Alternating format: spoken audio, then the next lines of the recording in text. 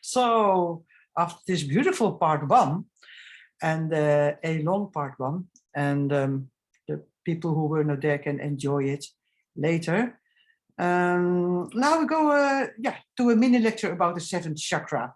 And like I said, I won't overload you with knowledge because that's only confusing. Yeah, the seventh chakra, where is it seated? It is on the top of your head, and it's the only chakra that goes up. It goes up instead of on the front and on the back. So that is where it is seated. And the name is Sahasrara, and it means the lotus with a thousand leaves. And it stands for unity of several aspects, for infinity, for cosmic consciousness. It's really spiritual chakra. So it is actually beautiful in this time, and in these times, that we are now at the seventh chakra. Barbara's mentioned something about spirituality, and actually what is happening here, you can only be that strong, whether you mention it, call it like that or not, actually from a higher point of view, actually from spirituality. And the chakra, I always call it very simple. It's about knowing, and it's about knowing without knowing, because you can know in different ways, but this is really, you know you have to do this, but you don't know why, but you just know. And actually it comes also with immediately acting, because you just know. And the basic color is violet or white, and white is nice because white has all the colors in it. All the colors together are white, and all the colors here are just focusing or dispersion of that one light white color. Every chakra had an element, and this chakra has no elements because it's past the elements, it's past everything. It's funny, the baby fontanelle is also there on top of the head, so they have physically that contact with the universe, you could say, and later it grows together in the skull. And when it is blocked, you can have headache, migraine, pressure from inside out. And, it is important that this chakra remains open. And I think, I told it before, I've give healing to many depressed people. And I always see that if people are depressed, there's a cloud here. It is blocked. And it is so amazing to see. And well, if I said it before, I just say it again. Because in my study, I wrote psychology 100 years ago. I wrote my thesis about depression, seen from psychological theories and from the energetic intelligence point of view. And I combined those two because I had so many people who were healed from depression in one session. I wouldn't claim it. I would only claim that if I had thousands of people with depression. I have had thousands of people, but not thousands with depression. So very important, So if you are depressed, what's this? What's this chakra? Because the chakra that it makes the connection to your higher self, but also to the cosmos, to the bigger picture, and you must be connected to that. Otherwise, if you would totally not be connected, you probably die or become a total robot. So it is a very, very important chakra also. Yeah, we did the streaming, it comes out, it goes in there, it comes out. So this chakra really must be open. And it gathers very from the person in one system. That's beautiful. Okay, so I have like I say, I don't know, een opdracht. Wat is een opdracht? Dutch speaking people. Coach dus. Opdracht. An assignment. Yeah. I have an assignment for you, Katja, and that is you put music with this poem. Heal from depression in one session. Put music to it and maybe words to it, and we will enjoy it then. How about that? Thank you. Where was I? Yeah, so this chakra gathers information beyond the person, you know, all the way up to the subconscious and the cosmic level. So it's and yeah, and if it's functioning right, you can look at the situation from this neutral, yeah, how do you call it? This neutral point of view. And let me say it because. Yeah, neutral, objective point of view. Actually, what I see you doing, Katja, you know, of course, the emotions are there. You know, your heart breaks with all the suffering you see, but at the same time, it is you don't act from that emotions. You see it neutral, and you are able to look, you know, to get the information without, yeah, beyond the personality, even beyond people, even beyond. Volken, I don't know, Volken. Yeah, beyond countries, actually. So this is what it is. So very important chakra, especially in these days. Let me see. Yeah, it's all. You can also influence other people with the chakra. And you know that with the holy in the church, those pictures of the holy men, they always have this.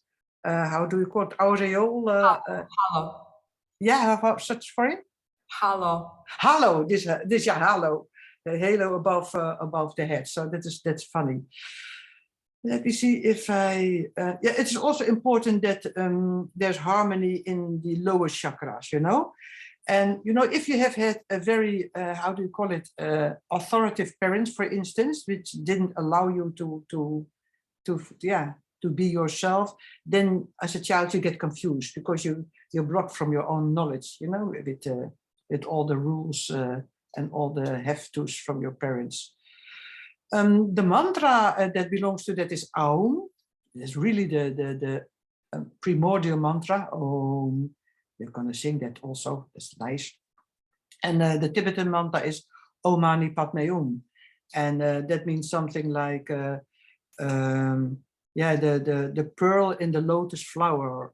And it is said that all the lessons from the Buddha are in that flower. And or you could also translate this as, I honor the pearl in the lotus flower. And that pearl we will come in the next session. Oh yeah, about nourishing the seventh chakra. So the food, the barb for the seventh chakra, is actually minimalistic food. How about that? That doesn't burden.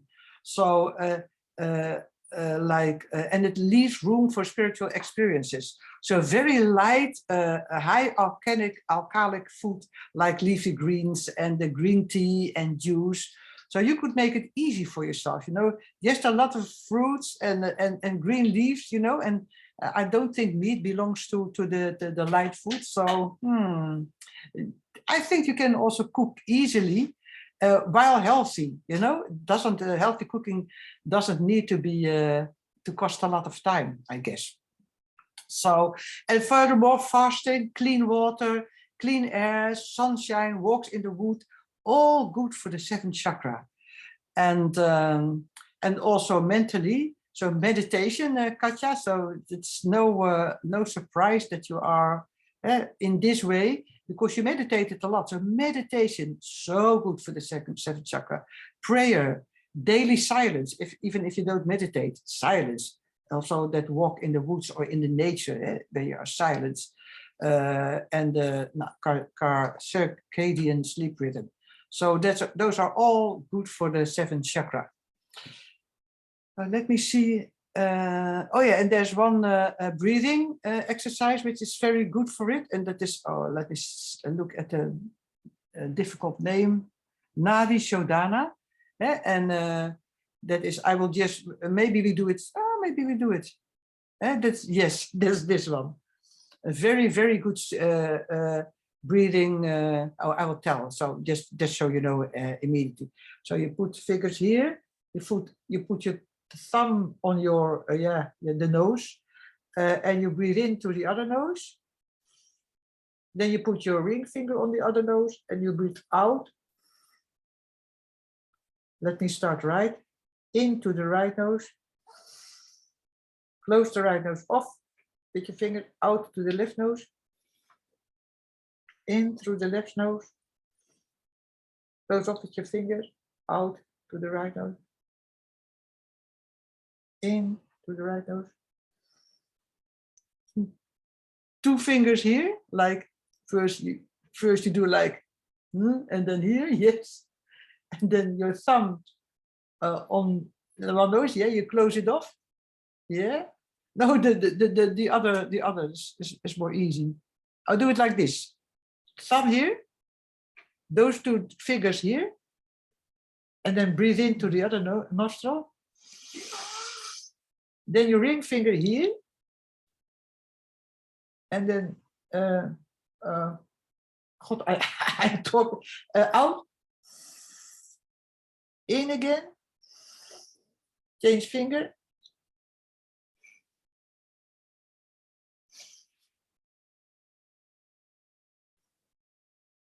And when we do it, I will explain properly.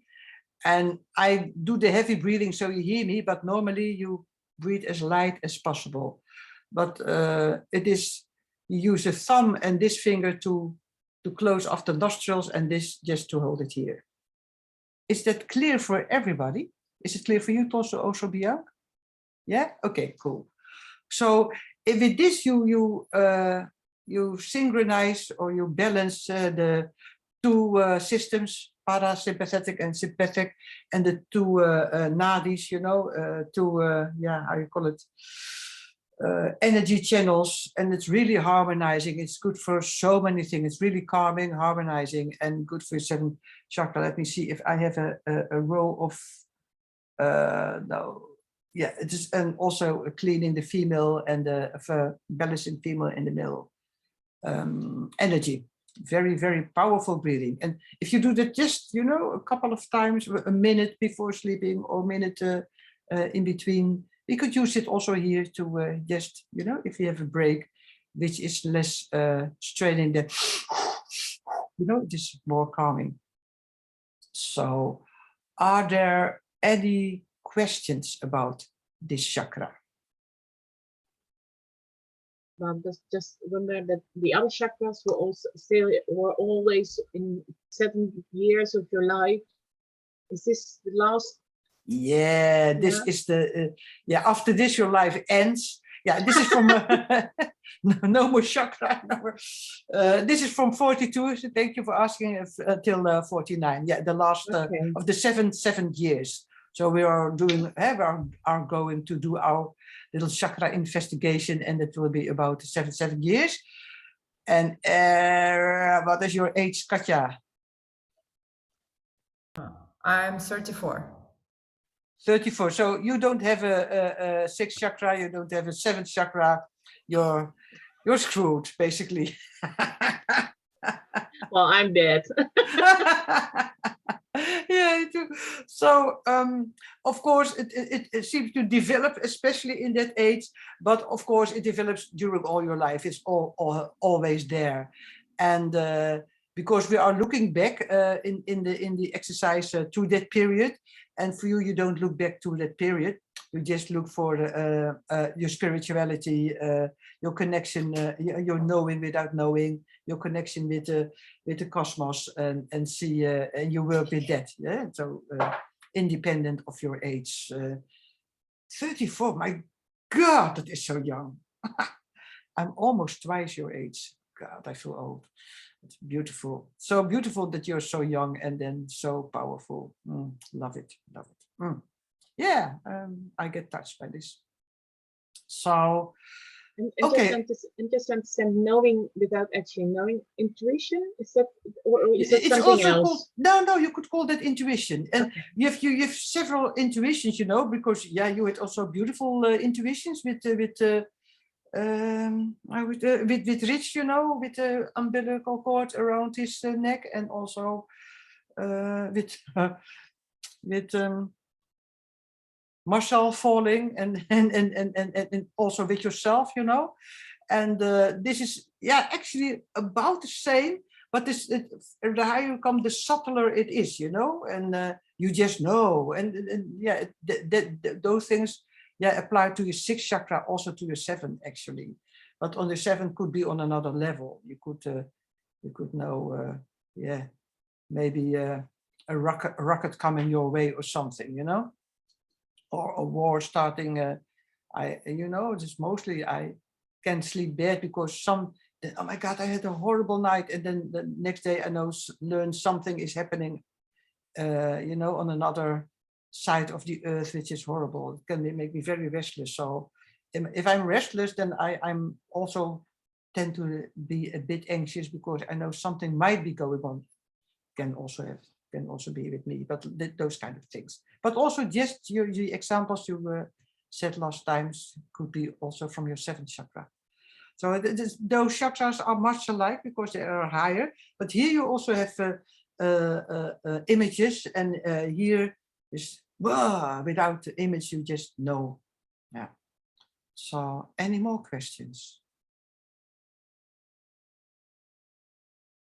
No more questions. Okay. Let me see. We are going to yeah.